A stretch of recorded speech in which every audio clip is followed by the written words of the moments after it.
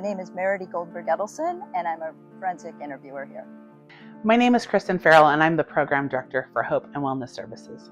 Hi, I'm Max Goodfriend. I am the Prevention Education Project Coordinator with Liberty House. A forensic interviewer is a specially trained interviewer to talk with children and adolescents when there are concerns of abuse or neglect. So, for example, we don't want to ask leading and suggestive questions. So we wouldn't say, did Uncle Tommy do this thing to you, which is very leading and suggestive. We would just ask a very open-ended question. Tell me what happened next, and then what? And by doing that, and by also helping the children and teens learn how to do what we call narrative event practice or free narrative responses, which is they tell their story, we try not to interrupt, we listen, and then we go back. So by incorporating a practice of that free narrative, we are teaching the kids and teens how to respond to the questions in a very open-ended way. We're very mindful of language. So younger kids, you have to ask questions in a more concrete way, much shorter, and they're very literal. So you have to be mindful of that. We are trained to be mindful of developmental issues that we might need to be aware of. So a forensic interview gets all that training and then talks to children and teens to see what their experiences are to rule in or to rule out child maltreatment. I've been with Liberty House a little over 6.5 years. So I started my counseling career in the Department of Corrections, working with adult incarcerated men. A third of my caseload was death row. And as I worked with those guys and wondered, how did they end up here? Not just the crime, but how did they end up in this space as a human? And more often than not, the answer was early childhood trauma. Trauma does not have to have the last word. And we are big advocates about that in here. And trauma work doesn't have to be awful, terrible, hard counseling work. Trauma work can also be incredibly fun and rewarding and silly.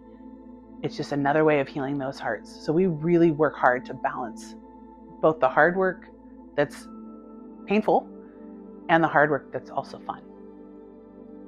When a child or family walks through our doors, we want them to immediately feel that it is a safe space, that it is a warm space, a welcoming space, and a place that they belong.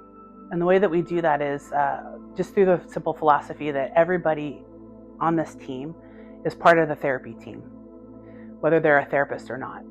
And so we greet people with eye contact, with warm smiles. Our lobby is set up in a warm environment through intentional use of colors or toys or the way that things are neat and tidy. It's very welcoming and accepting. And then we just get to know kids and families individually for who they are. As they do that, their bodies relax and they're able to do the hard work. The sticky hands on my ceiling are exactly that. It is celebrating the hard work. So when a kid comes in, a client, I work mostly with middle school, high school, when they come in and they've done something really hard here emotionally, they get to come and celebrate. We celebrate things that feel good. And I give them a sticky hand or a sticky lizard, and they get to launch a sticky hand on my ceiling. And it does a couple of different things. We get to celebrate, but it also builds my resiliency because I get to see tangible marks literally on the ceiling.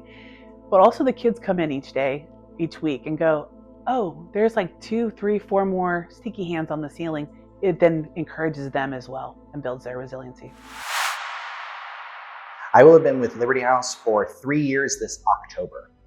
Basically, my day-to-day role is to try to think of different ways in which we can provide our education to the community. So we want to educate people about how to recognize the signs of abuse and neglect, and also how to react responsibly and how to actually make a report if a child is disclosing abuse. Our top priority is the kids.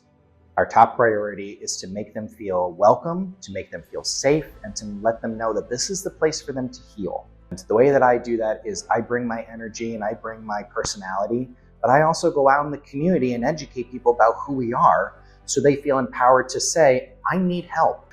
I feel empowered to be able to say something, that this is a topic in which we can talk about. The things that I do is I go into middle schools in Marion and Polk County and I talk to the kids and educate them about self-worth, resiliency. We talk about safe friends. We talk about safe adults, what they do, what they don't do. We also talk about sexting and cyberbullying.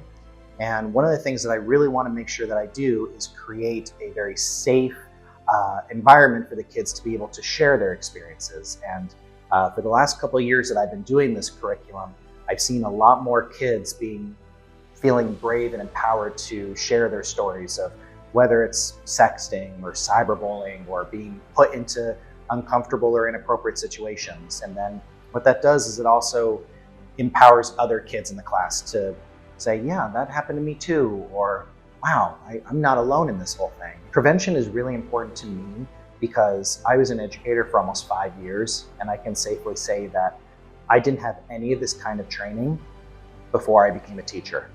And I can look back at several instances where I may have missed something. And while I can look back on that and realize that I didn't have all the proper tools at that time, I want every educator and I want every adult to know what those signs are.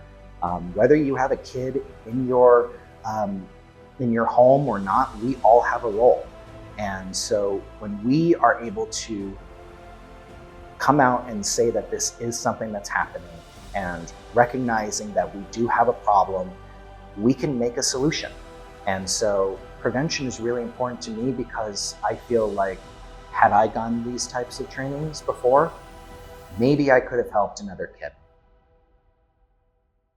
If you're considering supporting Liberty House, I would encourage you to please come check us out.